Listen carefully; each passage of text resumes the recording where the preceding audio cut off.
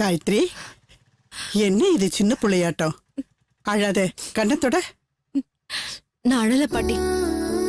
மோதிரம் எனக்கு திரும்ப கிடைச்சதுமே என் அப்பா அம்மா தங்கச்சி எல்லா உறவுமே எனக்கு திரும்ப கிடைச்ச மாதிரி இருக்கு. அத நினைச்சதுமே என்ன அறியாமலே கண் கலங்கிடுச்சு. கவலைப்படாதம்மா, நீ நினைச்ச மாதிரியே கூடிய சீக்கிரத்துல உங்க அம்மா அப்பா தங்க எல்லாரோடையும் சேர்ந்து இருக்கதான் போறேன். போலாமா?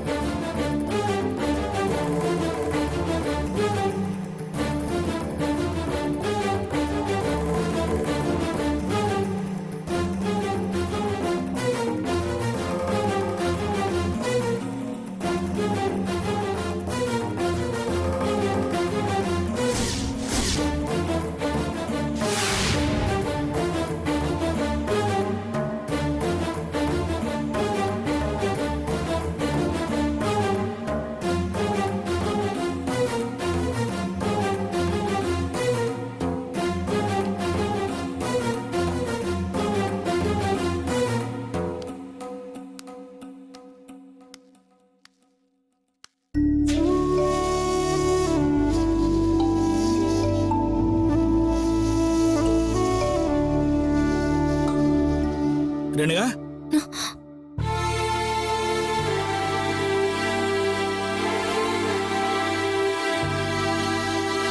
உன் மனசுல என்னதான் நினைச்சிட்டு இருக்கிற? சும்மா இருந்தவங்கிட்ட நீ தானே எனக்கு மாப்பிள்ளை பாருங்கன்னு சொன்ன.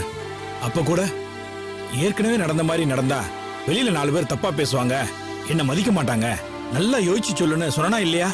அப்ப என்ன சொன்ன? இல்லப்பா, அப்படிலாம் நடக்காது, நான் லவ் பண்ண அந்த விஜய் சுத்த அயோக்கியன்னு புரிஞ்சுக்கிட்டேன், அப்படி இப்படின்னு சொல்லி என்ன எல்லா ஏற்பாடு பண்ண வச்சுட்டு இப்ப என் மூஞ்சில கறி பூசிட்டே இல்ல. சாரிப்பா, இப்படி எல்லாம் நடக்கும்னு நான் சத்தியமா நினைச்சு கூட பார்க்கல. நினைச்சு பார்க்காம தான் மாப்பிள்ளைகிட்ட நான் வேற ஒருத்தனை லவ் பண்றேன், அவனைத்தான் கல்யாணம் பண்ணிக்க போறேன்னு சொன்னியா? நேத்து வரைக்கும் மோசமானவனா தெரிஞ்ச விஜய் திடீர்னு நல்லவனா மாறிட்டானா? விஜய் நல்லவனா கெட்டவனான்னு எனக்கு தெரியாதுப்பா. ஆனா அவ என்ன உயிருக்கு உயிரா லவ் பண்றான். நான் அவனுக்கு கிடைக்க மாட்டேன்னு பயந்துதான் வேலை கிடைச்சிருக்குன்னு போய் சொல்லிருக்கான். அவன் கொஞ்சம் லேசி தான்ப்பா, ஆனா அவன் என் மேல உயிரே வச்சிருக்கான். அப்படின்னு அவன் சினிமா டைலாக் எல்லாம் சொன்னதும் நீ நம்பிட்ட, அப்படித்தானே? இல்லப்பா, அந்த மாதிரி எல்லாம் பேசி என்னை யாரும் ஏமாத்த முடியாது. அவ என்னை எந்த அளவுக்கு நேசிக்கிறான்னு அவனோட உயிரை பணிய வச்சு எனக்கு புரிய வச்சிருக்கான்ப்பா. நான் அவனை திட்டிட்டு வந்ததும் ரொம்ப மனசு உடைஞ்சு போயிட்டான்ப்பா. சாதாரணமா பசங்க லவ் ஃபெயிலியர்ல இருந்தா 2 நாள் சோகமா சுத்துவாங்க, 3ஆவது நாள் வேற ஒரு பொண்ணு பின்னாடி சுத்துவாங்கன்னு கேள்விப்பட்டிருக்கேன். ஆனா நான் லவ் பண்ற விஜய் அப்படிப்பட்டவன் இல்லப்பா. நான் கிடைக்க மாட்டேன், அவனை வெறுக்கிறேன்னு தெரிஞ்சதும் சாகவே துணிஞ்சிட்டான். கை நரம்ப கட் பண்ணிக்கிட்டு தற்கொலை பண்ணிக்க பார்த்தான். நல்ல வேலை, ரத்தம் ரொம்ப போறதுக்குள்ள அவங்க தங்கச்சி பாத்துட்டா. எப்படியோ ஹாஸ்பிட்டல்ல சேர்த்து காப்பாத்திட்டாங்கப்பா. இதெல்லாம் நினைச்சு பார்க்கவே பயமா இருக்கு. எனக்காக ஒருத்த சாக துணிஞ்சிருக்கானா அவன் கூட வாழறத விட எனக்கு வேற என்னப்பா சந்தோஷம் இருக்க முடியும்? நீங்க அவனை என் பணத்துக்காக தானே லவ் பண்றான்னு சொன்னீங்க. அவன் என்ன தெரியுமா சொன்னா? நீ கட்டின புடவையோட வா, எனக்கு அது போதும்னு சொன்னா. ஒரு பொண்ணுக்கு இதை விட வேற என்னப்பா வேணும்? நீ சொல்றதெல்லாம் பார்த்தா அவன் ஏதோ நடிக்கிற மாதிரி தெரியுதுமா, ஏமாந்துறாத. இல்லப்பா, அவன் நடிக்கலப்பா, உங்களுக்கு தான் அப்படி தோணுது. இருண்டவன் கண்ணுக்கு இருண்டதெல்லாம் பேய்னு சொல்லுவாங்க. அது மாதிரி நீங்க யார பார்த்தாலும் நீங்க சேர்த்து வச்ச பணத்தெல்லாம் கொள்ளையடிக்கிறவங்க மாதிரியே பாக்குறீங்க. அதான்ப்பா பிரச்சனை. நம்ம கண்ணுல குறைய வச்சுக்கிட்டு மத்தவங்களை குறை சொல்றது தப்புப்பா. உங்க எண்ணத்தை மாத்திக்கோங்க.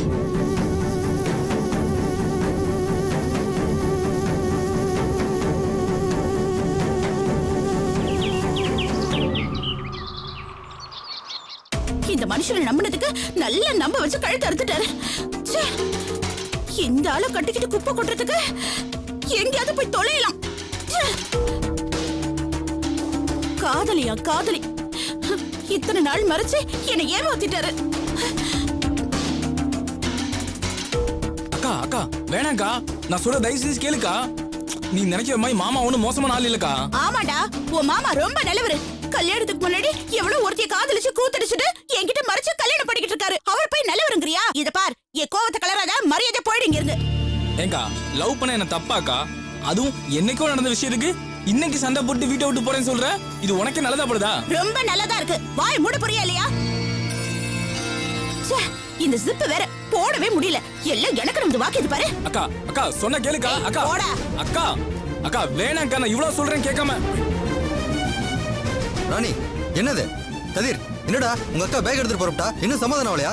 நீங்களே கேளுங்க மாமா. ராணி அதான் என் தங்கச்சி ஹாஸ்டல் அனுப்பிச்சிட்டால, அப்படியே டிராமா பண்ணிட்டு இருக்க. டிராமாவும் இல்ல சினிமாவும் இல்ல.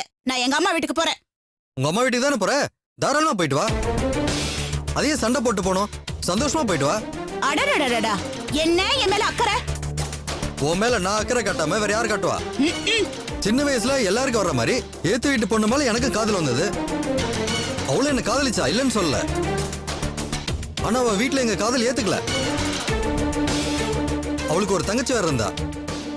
நாங்க எடுக்கிற முடிவை அவ தங்கச்சியை பாதிச்சிடக்கூடாதுன்னு நாங்க 2 பேரும் கலந்து பேசி பிரிஞ்சிட்டோம். அதுக்கப்புறம் இப்பதான் அவளை கோயில்ல பார்த்தேன்.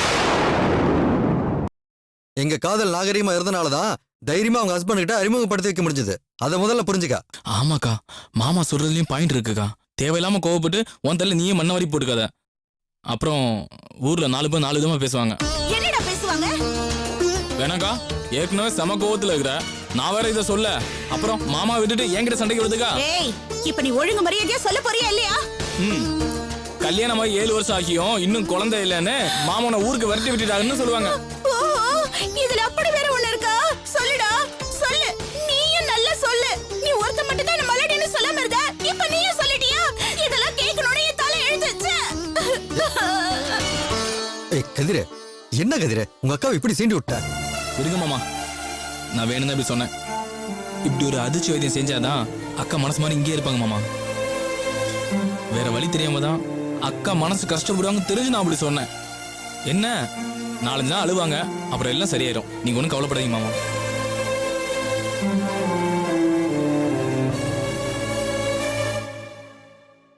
சூர்யா, டேய் சூர்யா,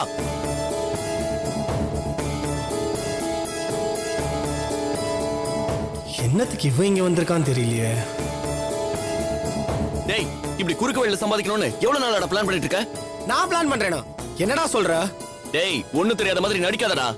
உன் நடிப்பை பார்த்து ஏமாற ஆளு நான் கிடையாது. உன் பிளான் எக்ஸிக்யூட் பண்றதுக்கு சரியான ஆளை தான் பிடிச்சிருக்க. ஆனா நான் இருக்கிற வரைக்கும் உன் ஆசை நிறைவேறாது. டேய் என்னாச்சுடா உனக்கு? தூக்கத்துல வளர்றவன் மாதிரி துண்டு துண்டா பேசிட்டு இருக்க. எதுவா இருந்தாலும் நேரடியா சொல்றா. சொல்றேன்டா, எனக்கு என்ன பயமா? அடுத்தவன் சொத்தை கொள்ளையடிக்கிற நீயே பயப்படாம இருக்கும்போது நான் எதுக்குடா பயப்படணும்? டேய் வேண்டாம், நானும் வந்ததுல இருந்து பாத்துக்கிட்டு இருக்கேன். நீ ரொம்ப தப்பு தப்பாவே பேசிட்டு இருக்கடா. இல்ல நான் தெரியாம தான் கேக்குறேன். யாரு சொத்தை யாருடா கொள்ளையடிக்க பாக்குறா? ஏன் நீ என் பாட்டி சொத்தை கொள்ளையடிக்க பிளான் பண்ணல? டேய் உனக்கு இவ்வளவுதான் மரியாதை. ஒழுங்கா போயிடு, அப்புறம் ஃப்ரெண்டுன்னு கூட பார்க்க மாட்டேன். இப்படி எல்லாம் பேசுனா நம்பிடுவேன் நினைச்சியா? காயத்ரி மூலமா என் பாட்டியை ஏமாத்தி கெஸ்ட் ஹவுஸ்க்கு குடி வந்துட்டு அப்படியே என் பாட்டி மனசை கொஞ்சம் கொஞ்சமா மாத்தி மொத்த சொத்தையும் உங்க 2 பேர் பேர்ல எழுதி வாங்கிக்கிட்டு லைஃப்ல செட்டில் ஆகலாம் தானே பிளான் பண்றீங்க?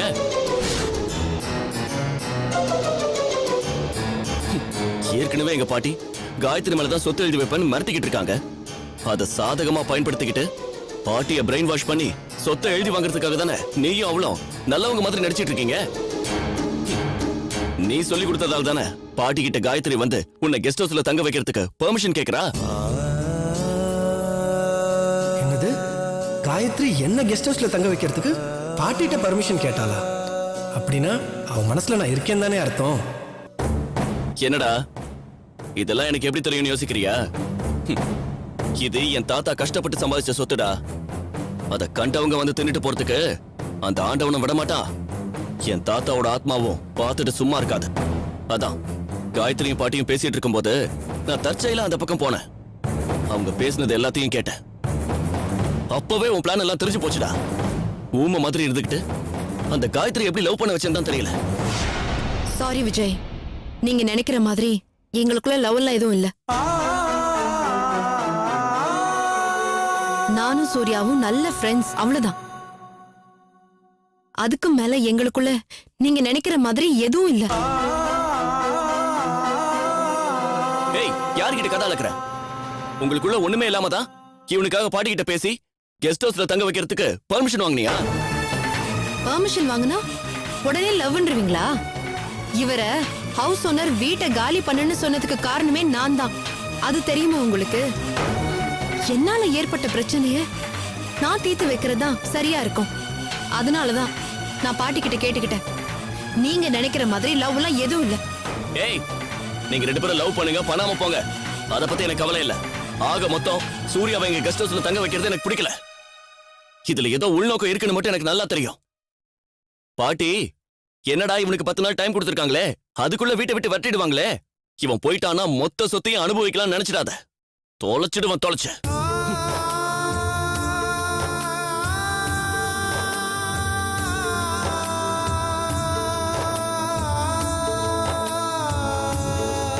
சூர்யா, விஜய் சொன்னதெல்லாம் சீரியஸா எடுத்துக்காதீங்க. நான் பாட்டி கிட்ட பேசிட்டேன், அவங்களும் சம்மதிச்சிட்டாங்க. நீங்க எப்ப சொல்றீங்களோ அப்ப கெஸ்ட் ஹவுஸ்க்கு போயிடலாம். சரி காயத்ரி.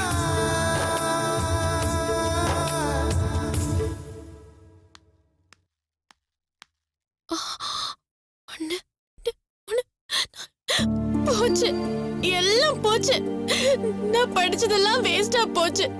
சப்ஜெக்ட்ஸ்ல எல்லாம் கம்மி, இதுல 2ல வேற ஃபெயில் ஆயிட்டேன். போச்சு. அண்ணி வேற என்ன போட்டு ஒண்ணு இல்லன்னு பண்ண போறாங்க. நான் என்ன பண்ணுவேன்? ஐயோ, அண்ணன் வேற என்ன கஷ்டப்பட்டு படிக்க வச்சிருக்காரு. அதுக்கு இவ்வளவுதான் நான் மார்க் வாங்கி கொடுத்திருக்கேன். இவங்க 2 பேர் நடுவுல மாட்டிட்டு நான் முடிச்சு எல்லாத்துலயும் கம்மி மார்க் வாங்கி ஃபெயில் வேற ஆயிருக்கேன். ஹே சுபு, என்னடி தனியா புலம்பிட்டு இருக்க? இல்லனா நெட்டுக்கிட்டு கண்டிடுச்சா என்ன? என் கண்மணியின் கண்ணில இருந்து கண்ணீரா? என்னடி ஆச்சு சொல்லும்? எதுக்கு இவ்வளவு சோகம்? எங்களுக்கு தெரியாம யாரையாவது காதலிச்சியா? அவன் உன்னை கழட்டி விட்டுட்டு போயிட்டானா? போடி லூசு, எல்லாம் உன்னாலதான். நான் என்ன உன்ன மாதிரி நினைச்சியா? போய் வாய கழுவு. எதுக்கு இப்படி குடி முழுகி போனா மாதிரி அழுதுட்டு இருக்க? அப்படி என்னதான் நடந்தது? நான் 2 சப்ஜெக்ட்ல ஃபெயில் ஆயிட்டேன் பாரு. அது என்ன 2 சப்ஜெக்ட்ல ஃபெயில் ஆயிட்டேன்னு ஃபீல் பண்ற? ஜஸ்ட் 2 சப்ஜெக்ட், அவ்வளவுதானே? நான் கூட தான் 2 சப்ஜெக்ட்ல ஃபெயில். நான் என்ன உன்ன மாதிரி புலம்பிட்டா இருக்கேன்? ஜாலியா தானே இருக்கேன். நீ இருப்ப, உனக்கு என்ன? நீ மட்டும் டெல்லியில இருந்து இங்க எதுக்காக வந்த? படிக்கிறதுக்காகவா வந்த? டெல்லியில இருந்த விஜய பார்க்க முடியல, பேச முடியல, சாக்கு போக்கு சொல்லி இங்க ஓடி வந்துட்டேன். ஆனா நான் அப்படியா? படிக்கிறதுக்காக தான் சென்னைக்கு வந்தேன். ஒழுங்கா படிச்சிருந்தா எல்லாத்துலயும் நல்ல மார்க் வாங்கி பாஸ் பண்ணிருக்கலாம். எங்க என்ன படிக்க விட்ட? போச்சு, எல்லாம் போச்சு. எப்ப பார்த்தாலும் உன் புராணத்தை சொல்லி விஜய பார்க்கணும், விஜய் கூட பிரச்சனைன்னு அது இதுன்னு என் டைம் எல்லாம் வேஸ்ட் பண்ணிட்டேன். காயத்ரி இருந்தாலாவது லாஸ்ட் மினிட்ல படிக்க சொல்லி உட்கார வச்சிருப்பான். இப்ப அவளும் இல்ல. எல்லாம் என் தலை இழுத்து. அண்ணி என்ன மொத்த போறாங்க. நீயே வந்து பதில் சொல்லுவ? ஏய், சும்மா புலம்பாதடி. எக்ஸாம்ல ஒரு தடவை ஃபெயில் ஆயிட்டா அடுத்த தடவை எழுதி பாஸ் ஆயிடலாம். ஒரு சப்ஜெக்ட்ல போனா அடுத்த சப்ஜெக்ட். ஆனா லவ் அப்படி இல்ல. ஒரே சப்ஜெக்ட் தான். ஒரு தடவை ஃபெயில் ஆயிட்டா முடிஞ்சது, வாழ்க்கையே அவுட் ஆயிடும். இங்க பாரு, அது லவ் பண்ற உனக்கு எனக்கு என்ன வந்துச்சு? ஏண்டி, ஃப்ரெண்டோட காதலை விட உனக்கு எக்ஸாம் பெருசா போச்சா? இத நான் திருப்பி கேட்டா உனக்கு என் லைஃபை விட உன் லவ் பெருசாயிடுச்சா? Don't worry my dear friend, நான் உன்ன மாதிரி இல்ல. எனக்கு லவ்வும் முக்கியம், என் ஃப்ரெண்டோட லைஃபும் முக்கியம். நீ எதுக்கோ கவலைப்படாத. அடுத்த செமஸ்டர்ல நீ ஃபெயில் ஆன சப்ஜெக்ட சேர்த்து எழுது. நீ ஜஸ்ட் அட்டெண்ட் பண்ணு போதும். என் அப்பாவோட இன்ஃப்ளூயன்ஸை யூஸ் பண்ணி உன்னை ஆல் சப்ஜெக்ட பாஸ் பண்ண வைக்கிறேன். அது ஏன் பொறுப்பு, போதுமா? ஹே, நிஜமாவா சொல்ற? உன்னால முடியுமா? அடுத்த செமஸ்டர் வரைக்கும் வெயிட் பண்ணு. என் பவர் என்னன்னு காட்டுறேன். ஹே, ரொம்ப தேங்க்ஸ் ரேணுகா. நானே படிச்சு பாஸ் பண்ணிடுவேன். என் அண்ணனை நினைச்சாதான் எனக்கு பயமா இருக்கு. ஏய், நிச்சயமா பண்ணிடுவேன்ல? இந்த ரேணுகாவை நம்பினோர் கைவிடப்படார். இந்த கிண்டல கொஞ்சம் குறைச்சல உன்ன.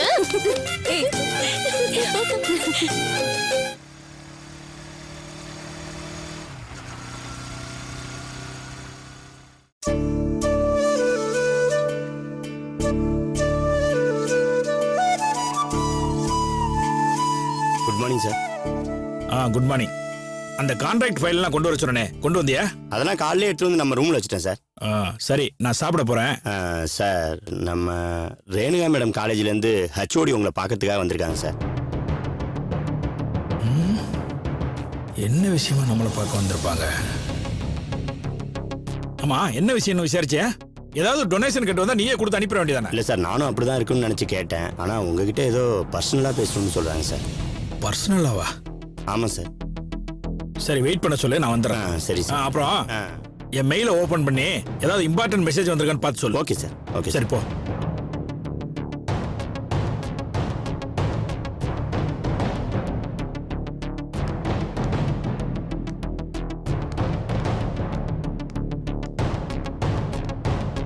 Good morning sir. குட் மார்னிங்மா. வாங்க உட்காருங்க. சொல்லுங்க மேடம், ஏதோ பர்சனலா பேசணும்னு சொன்னீங்களாமே, பிஏ சொன்னாரு. என்ன விஷயம்? நான் ஏதாவது உங்களுக்கு உதவி செய்யணுமா? அதெல்லாம் ஒண்ணும் இல்ல சார். நான் பர்சனல் சொன்னது உங்க டாக்டர் ரேணுகாவை பத்தின விஷயம். நான் மிஸ்ஸஸ் வந்தனா ஹெச்ஓடியா இருக்கேன். பிஏ சொன்னாரு. ரேணுகாவை பார்க்க நான் காலேஜுக்கு வந்த போது உங்களை பார்த்த ஞாபகம் இருக்கு. ஆமா, ரேணுகா விஷயம் சொன்னது அவ படிப்பு சம்பந்தப்பட்ட விஷயமா இல்ல வேற ஏதாவது விஷயமா? படிப்பு சம்பந்தப்பட்ட விஷயம் தான் சார். லாஸ்ட் செமஸ்டர் வரைக்கும் நல்லா தான் படிச்சிட்டு இருந்தாங்க. பெஸ்ட் ஸ்டூடெண்டா இல்லாட்டியும் சுமாரா மார்க் வாங்கிட்டு இருந்தாங்க. ஆனா இப்போ அப்படி சொல்ல முடியல சார். இந்த செமஸ்டர்ல 2 சப்ஜெக்ட்ல ஃபெயில் ஆயிட்டாங்க.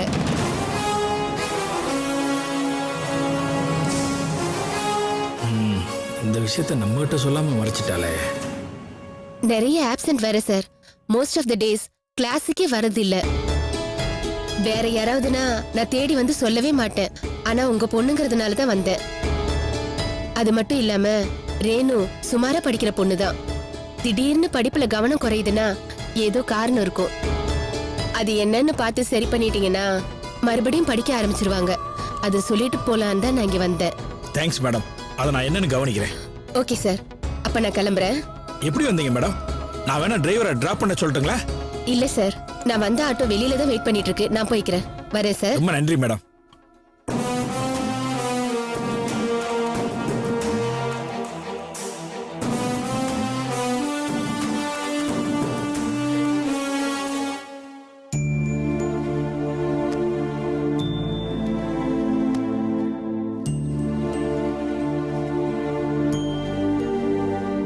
இந்த பேக்கை பிடிங்க காயத்ரி. சூர்யா, ஒவ்வொருத்தங்களும் வீட்டை காலி பண்ணும்போது லாரி வச்சு காலி பண்ணுவாங்க, இல்ல டெம்போவை வச்சு காலி பண்ணுவாங்க. இப்பதான் ஃபர்ஸ்ட் டைம் பைக்ல வீட்டை காலி பண்றதை நான் பாக்குறேன். ஏங்க, என் ரூம்ல என்ன இருந்துச்சு? மிக்ஸியா, கிரைண்டரா, பீரோவா? கொஞ்சம் Dress, கொஞ்சம் புக்ஸ், அவசரத்துக்கு டீ போடுறதுக்கு கொஞ்சம் பாத்திரம், ஸ்டவ், ஃபேன் கூட இந்த ஹவுஸ் ஓனர் கொடுத்ததுதான். அதுவும் இங்கே விட்டு வந்தாச்சு. என் பொருளை தூக்கிட்டு போறதுக்கு இந்த பைக்கே அதிகம். வாங்க உட்காருங்க.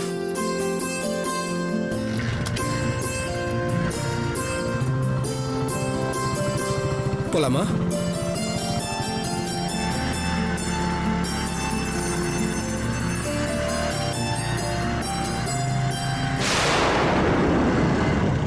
ஒரு நிமிஷம் சார்.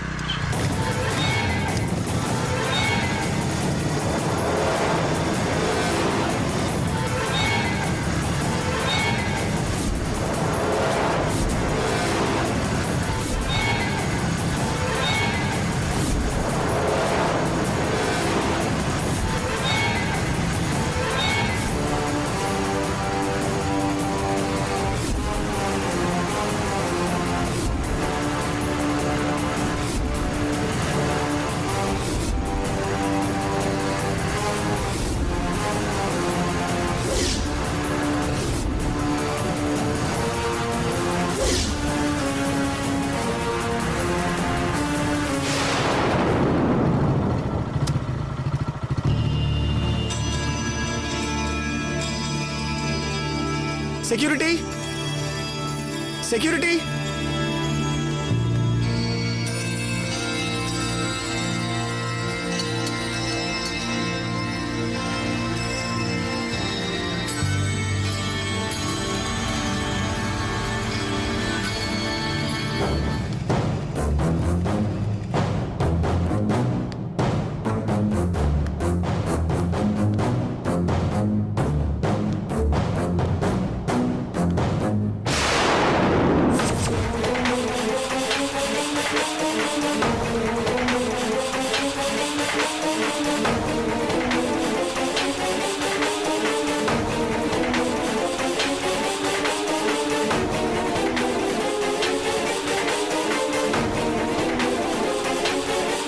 மாமா,